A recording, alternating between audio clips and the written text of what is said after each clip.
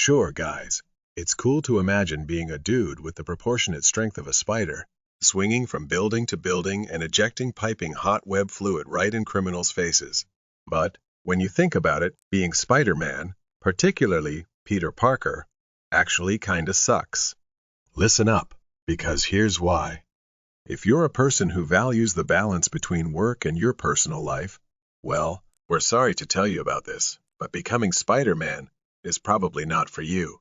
Just imagine this. Each and every day of your life is like being a 24-hour first respondent. That is to say, you're either on standby waiting for a crime to stop, or you're actually stopping a crime somewhere around the city. And you'd be lucky if it just involves a bunch of thugs, and not, say, one of your mortal enemies like Doc Ock or Norman Osborn.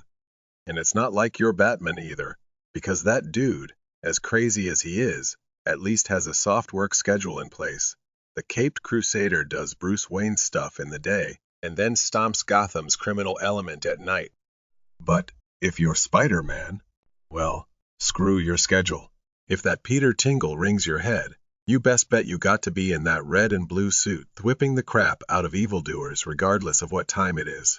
Plus, it's not like Spider-Man, well, exclusively does Spidey work 24/7 either, because you also have a day job to attend to, not to mention the various social obligations you have to your friends and family, like sweet old Aunt May or Mary Jane Watson. So, yeah, being Spider-Man means having some personal time, some quality alone time, is just a pipe dream.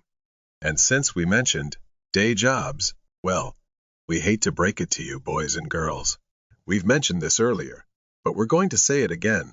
Spider-Man is very much unlike being Gotham's Dark Knight detective.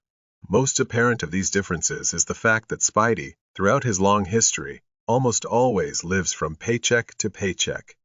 Sure, there have been times in his life when Pete struck it big, but it's fair to say that the friendly neighborhood wall crawler is defined by his poverty.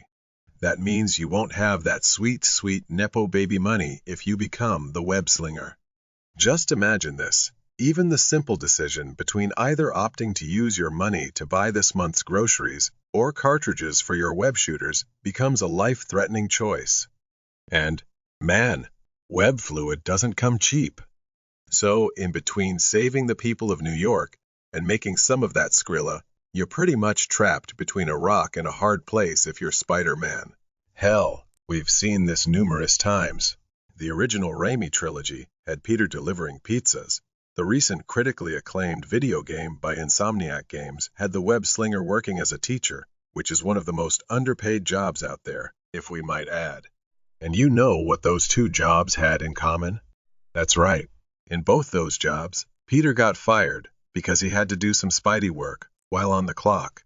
This is pretty much an extension of your schedule being packed, but it has worse implications. Suffice it to say that being Spider-Man means that letting all the superheroes take over every aspect of your life. Say goodbye to that Sunday barbecue with the boys. Forget about taking a holiday out of town.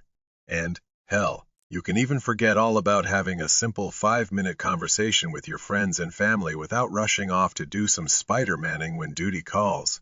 And speaking of friends and family, now, one of the suckiest things about being Spidey is the fact that aside from poorly balancing your day, job, and your superhero work, apart from living paycheck to paycheck, you'll always be on edge wondering if someone found out about your secret identity. That said, you'll always be in a constant state worrying about your loved ones, wondering if those who've connected the dots between your personal life and your superhero persona have gotten to them. Yikes. We can even say that Peter Parker, for all his standout traits, is a guy who's suffering from severe paranoia. Just think about it. There's not a minute in each passing day when you don't think of Aunt May, Mary Jane, Mayday, or even Richard. But hey, maybe there's a bright side to it all. It means you have people you're willing to fight and die for if you're living the life of a wall crawler. Still, that doesn't discount the fact that always having the thought of danger coming to your loved ones sucks. And finally, if there's one thing that sucks the most about being Spider-Man, it's this. For all intents and purposes, Spider-Man is basically the archetypal superhero in all of Marvel. He's a good guy, is what we're trying to say. And being one of the good ones sucks, because no matter how much you hate your foes, no matter how angry you get, you always have to hold back. Now, to be fair, we've seen Peter Parker lose his temper a number of times throughout his long history, especially when he fails to protect the people he loves. And the consequences to those are near fatal, to say the least. Plus, we can argue that Spider-Man, being the good guy that he is, gets guilt-ridden whenever he loses it. Hell, we can even say that the web-slinger's entire career is based on guilt, what with that whole debacle with Uncle Ben spurring him on to be the hero we know and love.